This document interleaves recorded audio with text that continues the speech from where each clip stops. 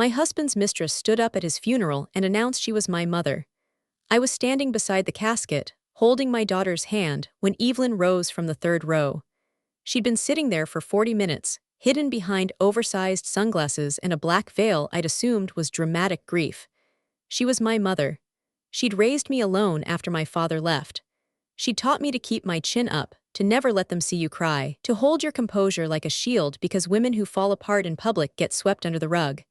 She'd also been sleeping with my husband for 15 years. She removed her sunglasses. Her eyes were red, but not with sorrow, with rage. With the particular fury of a woman who'd been promised something and watched it die before the promise could be kept. I was family too, she shouted, loud enough for the microphones to catch, loud enough for the cameras to turn, loud enough for my 12-year-old son to flinch and my 9-year-old daughter to squeeze my hand so hard her nails drew blood. Robert promised me. He promised he'd leave Serena, that we'd marry, that I'd finally be the wife instead of the secret. She laughed, a broken, jagged sound. 15 years. 15 years while she played the perfect hostess and I played the babysitter, while she wore his ring and I wore his lies. The silence was absolute. Then the explosion. Flashbulbs shouted questions. The rustle of 200 people realizing they were witnessing something that would be on the evening news. I looked at my children. My son's face was white, his jaw clenched like his father's. My daughter was crying silently, tears sliding down her cheeks without a sound, the way I'd taught her, the way my mother had taught me. Then I looked at Evelyn. My mother. The woman who'd held me when I had nightmares, who'd bandaged my knees, who'd told me men have needs and smart women learn to look away. The woman who'd asked about Robert's business trips with a little too much interest. Who'd volunteered to watch the kids every time we went away. Who'd worn a new perfume to Christmas dinner last year, a scent I'd smelled on Robert's collar in June. I smiled. It was my mother's smile. The one she'd taught me, composed, distant, dangerous. I walked to her, opened my arms, hugged her in front of every microphone, every gaping mouth. I held her close, my lips brushing her ear, and whispered, "Thank you, Mama. You just made me the richest woman in the cemetery." Then I stepped back, still smiling, and fainted, perfectly, dramatically, my black dress pooling on the marble floor like spilled ink. The cameras caught it all. The grieving widow, betrayed by her own mother, collapsing under the weight of a double betrayal. The image that would be on every front page by morning. I was conscious the whole time. I counted to 30, let them flutter over me, then opened my eyes with a gasp that would have made my high school drama teacher proud. "Take her away," I murmured, pointing weakly at Evelyn. "Please, I can't look at her." Security escorted my mother out. The funeral continued, barely. Robert was buried to the sound of shouted questions and clicking shutters. And I went home with my children, closed the doors of the mansion, and laughed until I cried. Because I'd known. Not everything, but enough. And I'd been waiting for this moment for 3 years. Welcome to Little Bunny Stories. If you're here, maybe you know what it means to discover your enemy was sleeping in the bedroom down the hall your whole life. Maybe you know the particular horror of realizing your mother taught you composure not to protect you, but to hide herself. Maybe you know what it's like to smile at a funeral while your heart turns to ice. If that's you, subscribe. Not because I have comfort, because I have a contract. And because the story I'm about to tell you ends with me sitting at a conference table, sliding a pen across to my mother while she signed away every dollar she'd thought she'd won. Here's my story. I met Robert when I was 22. He was 4 to 5. I was interning at his real estate firm, fresh out of college. Dazzled by the skyline he owned pieces of. He was magnetic, powerful. The kind of man who entered a room and the air changed, became charged, became his. He was also married, I knew that. He told me on our third date over wine that cost more than my monthly rent. "My wife doesn't understand me," he said. "She never has. But you, Serena, you see me." I saw him. I saw the loneliness he wore like an expensive watch. I saw the hunger for someone who wasn't impressed by his money, who didn't want his connections, who just wanted him. I was lying, of course. I wanted all of it, the money, the connections, the life. I'd grown up poor with a single mother who worked double shifts and came home smelling of other people's dinners. I'd watched Evelyn scrape and save and sacrifice, and I'd decided early that I would not be her. I would not wear myself out for men who left. I would be the one who stayed, the one they couldn't leave. Robert divorced his wife within a year. We married 6 months later. The prenuptial agreement was ironclad. His lawyers made sure of that, but I didn't care. I was 24, beautiful, ambitious, and certain that love would conquer all the legal language in the world. Evelyn was thrilled. She'd never met Robert before the engagement, but when she did, she lit up in a way I hadn't seen since I was small. "He's wonderful," she told me, squeezing my hands. "He'll take care of you. He'll give you everything I couldn't." I thought she meant security, stability, a father figure she'd failed to provide. I didn't realize she meant herself. The signs were there, I see that now. I saw some of them then, but I filed them away, the way you file away doubts that threaten your carefully constructed life. Evelyn started visiting more often. She'd happened to be in the neighborhood. She'd offer to watch the children so Robert and I could have date nights. She'd bring him coffee in the morning when she stayed over, her robe a little too thin, her smile a little too warm. "Your mother is so good to us," Robert said once after she'd left. "Most mothers-in-law are nightmares. She's a dream." "Yes," I said, "she is." I found the first receipt 2 years in. A hotel charge, the Plaza, a suite, on a night Robert was supposedly in Chicago. I was pregnant with our daughter, swollen and exhausted, and I'd gone through his jacket looking for a credit card to order food. The receipt fell out like a leaf. Evelyn's name on the room service charge. A bottle of champagne, strawberries. I sat with it for an hour. I didn't cry. I was too pregnant to cry. The baby pressed against my lungs made breathing hard enough without adding grief. I put the receipt back. I ordered the food. I ate it in bed while Robert slept in the guest room so you can rest. I told myself it was a mistake, a coincidence, a business meeting that had run late. I was 26 and about to become a mother, and I could not afford to see what I was seeing. Then I found the perfume. The same scent Evelyn had worn to Christmas on Robert's collar in June when Evelyn was supposedly visiting her sister in Florida. I smelled it while folding his shirts, and my hands shook so hard I had to sit down. I confronted him. Not directly. I wasn't ready for direct. I asked about Chicago, about the hotel, about the strawberries. His face changed. Not to guilt, to calculation. "Your mother was helping me with a surprise," he said smoothly, "for you, for after the baby. She was keeping it secret. Don't ruin it, Serena." I wanted to believe him. I did believe him because believing was easier than knowing. I was 7 months pregnant. I had no career, no money of my own, no family except Evelyn. If Robert left me, I had nothing. If my mother betrayed me, I had less than nothing, so I let it go. I let it all go. I had my son, then my daughter. I played the perfect wife. I hosted dinners. I wore the right dresses. I smiled at fundraisers while Robert's hand rested on my back, possessive in public, and I watched. I collected receipts. I noted dates. I hired a private investigator, paid for with cash I'd skimmed from household accounts, who followed Robert for 6 months and produced a file thick enough to stop a door. Robert and Evelyn, hotels, restaurants. The beach house Robert had supposedly sold but still owned. Photographs of them holding hands, kissing, laughing. A photograph of them at a jewelry store looking at rings. The same ring he'd given me, identical. He'd bought us matching engagement rings, told us both we were special, told us both we were the only one. I sat with the file for 3 days. I didn't cry. I planned, because I also found something else in Robert's papers. Financial records, offshore accounts. Bribes to building inspectors. Evidence that 3 of his buildings were structurally unsound, that he'd paid to have safety reports falsified. That one, a low-income apartment complex, had collapsed 2 years ago, killing 4 people, and he'd paid to have the investigation buried. I had him. Not just for infidelity, for crimes, for deaths. But I didn't move. I was 32. My children were young. Robert was powerful, connected, dangerous. If I exposed him, I'd lose everything, the money, the status, the life I'd built.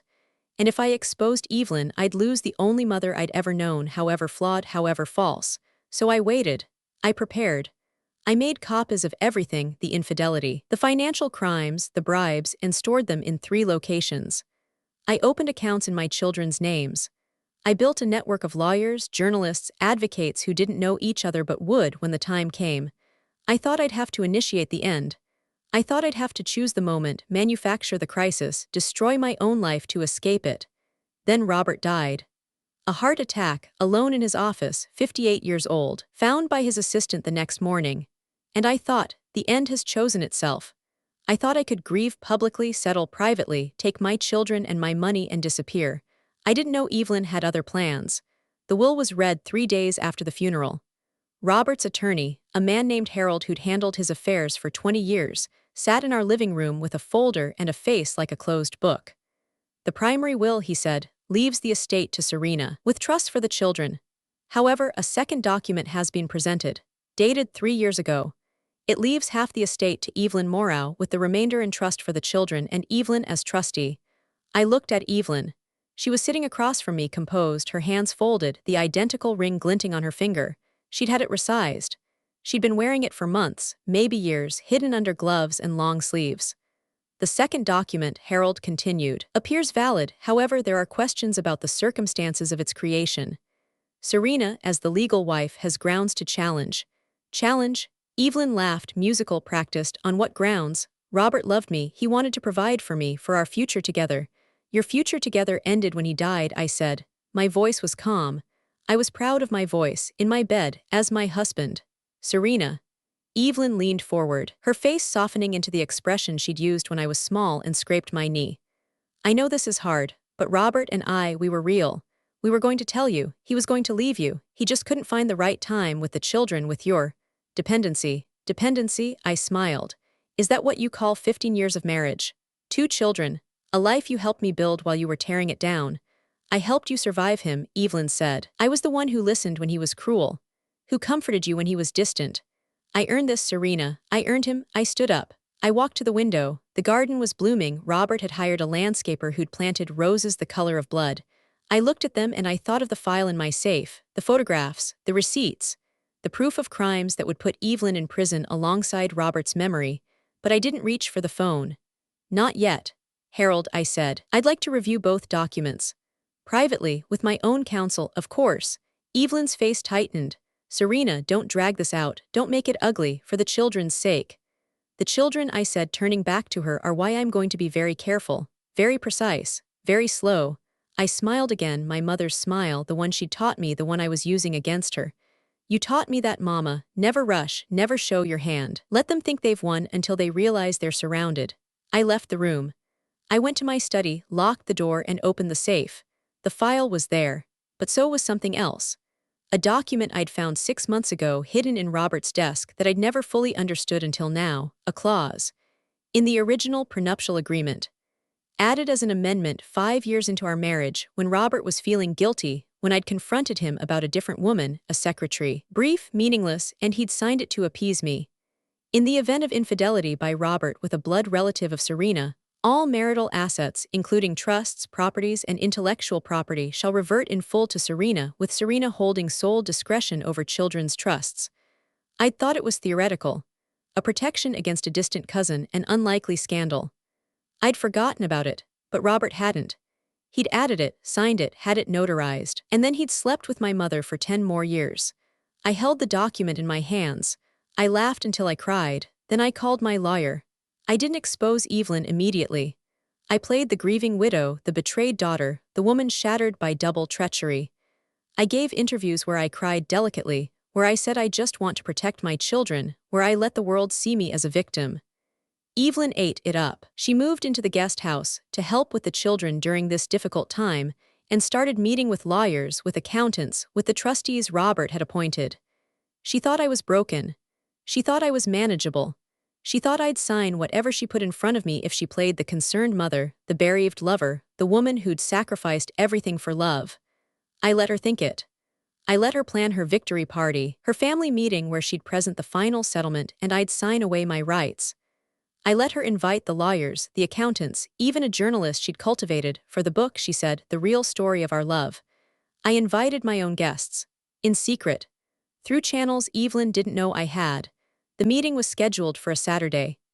The living room, where I'd hosted 100 dinners, where Robert had proposed, where Evelyn had kissed my cheek and called me darling. She'd arranged the chairs in a circle, therapeutic, intimate. She sat in Robert's favorite chair, the leather one, wearing a white suit that made her look like the bride she'd never been. I sat across from her. The children were upstairs with their tutor. I'd arranged that. The lawyers sat between us, uncomfortable, sensing something they couldn't name. Serena, Evelyn began, her voice warm, maternal, I've asked everyone here to witness a moment of healing. I know you're hurt. I know you feel betrayed. But Robert wanted me provided for. He wanted the children to know their grandmother was secure. I've prepared documents. I've prepared something too, I said. I pressed the button on the remote in my pocket. The television behind Evelyn flickered to life. She turned, confused, as the screen filled with a photograph. Robert and Evelyn at the plaza, the champagne, the strawberries. That's old, Evelyn stammered. From before, the date stamp is from last year, Ed, while you were supposedly visiting your sister in Florida. While I was home with the children, pregnant with our second, wondering why my husband was working late. The next image. The beach house. Robert and Evelyn holding hands on the deck, the ring visible on her finger. That's my ring, I said, identical to mine. He bought us the same love, Mama, the same promises, the same lies. Evelyn stood up. Serena, stop this. This is inappropriate, I laughed. The laugh I'd held back for 15 years. What's inappropriate is fucking my husband while you tucked my children into bed. What's inappropriate is planning to steal their inheritance while I was planning his funeral. What's inappropriate is thinking I'd let you win because you taught me to be composed. I pressed the button again, the screen changed. Not photographs, documents, financial records, offshore accounts. Bribes. The building that collapsed, the 4 dead tenants, payments to bury the investigation. Robert was a criminal, I said, and you, Mama, were his accomplice. You helped him hide money, you helped him falsify reports. You were with him the weekend the building collapsed. I have the receipts while he was supposed to be inspecting the repairs. Evelyn's face went white. That's not, I didn't know about the building, you knew enough. I stood up. I walked to the television. I pressed the button one last time. The video played, Robert, in his office 3 years ago talking to Evelyn. I'd found it in his files, he'd recorded everything, paranoid, controlling, the habit of a man who trusted no one. If Serena finds out, Robert said on screen, she'll take everything. The prenup has that clause, blood relative. Your daughter, Evelyn, if she proves us, I lose it all. She won't find out, Evelyn said. She's weak. She needs me too much, and if she does, I'll handle her. I've handled her whole life. Room was silent. The lawyers were frozen. The journalist Evelyn had invited was recording everything. There's more, I said, the prenuptial clause, the one Robert mentioned. I had it verified by a judge this morning. I pulled the document from my folder. In the event of infidelity with a blood relative of mine, all assets revert to me. Solely, completely, including control of all trusts. I looked at Evelyn. She was swaying, her hand on the chair, her face gray. You, I said, are my blood relative. You committed infidelity with my husband. And Robert, in his paranoia, documented everything, every hotel, every payment, every lie. I walked to her. I took her hand, the one with the ring, and I slid it off her finger. It came easily, she was too shocked to resist. This was mine before it was yours, I said, just like him. Just like everything you thought you'd won. I turned to the lawyers. The second will is invalid. It was created under duress, Robert's own words on tape say Evelyn threatened to expose him unless he included her. And even if it were valid, the prenuptial clause supersedes it. I am the sole beneficiary. I control the children's trusts. And I looked at Evelyn. I choose to remove Evelyn Morrow from any contact with my family, my assets, or my life. Evelyn opened her mouth. No sound came out. She looked at the lawyers, who wouldn't meet her eyes. She looked at the journalist, who was still recording. She looked at me, and for the first time in my life I saw fear in my mother's face. You can't, she whispered. I'm your mother. You were my mother, I said. Now your evidence. I didn't call the police, not for the infidelity. But I sent the financial records, the bribes, the falsified reports, the building collapse to the district attorney. Evelyn was arrested 3 weeks later, charged as an accomplice to manslaughter and fraud. She pled out for 5 years. I didn't attend the sentencing. I visited her once. In prison, wearing orange, her hair gray, her hands shaking. She looked at me through the glass and said, I loved him. I know, I said, and he loved himself. And I loved the idea of a family. We all got what we wanted, didn't we? She pressed her hand to the glass. I didn't press mine back. I'd do it again, she said, for him, for love. I know that too, I said. That's why you're here. I left. I didn't look back. I had children to raise, a foundation to build, a life to reconstruct from the ruins of 2 people who taught me that love was just another word for theft. I didn't keep all the money. That was important to me. I transferred half to a fund for the families of the building collapse victims. I established scholarships for children of domestic violence. I hired investigators to review every building Robert had ever constructed, every bribe he'd ever paid, every life he'd ever endangered. And I started the Second Wife Foundation. Not for women whose husbands cheated. There are 1,000 support groups for that. For women who discovered their betrayer was their mother, their sister, their best friend. For women who lost not just a marriage, but their entire network, their history, their name. Because discovering that your enemy shares your blood is a particular trauma that requires particular healing. My children are teenagers now. They know the truth. We talk about it in therapy, at dinner, in the car. They don't forgive their grandmother. They don't forgive their father.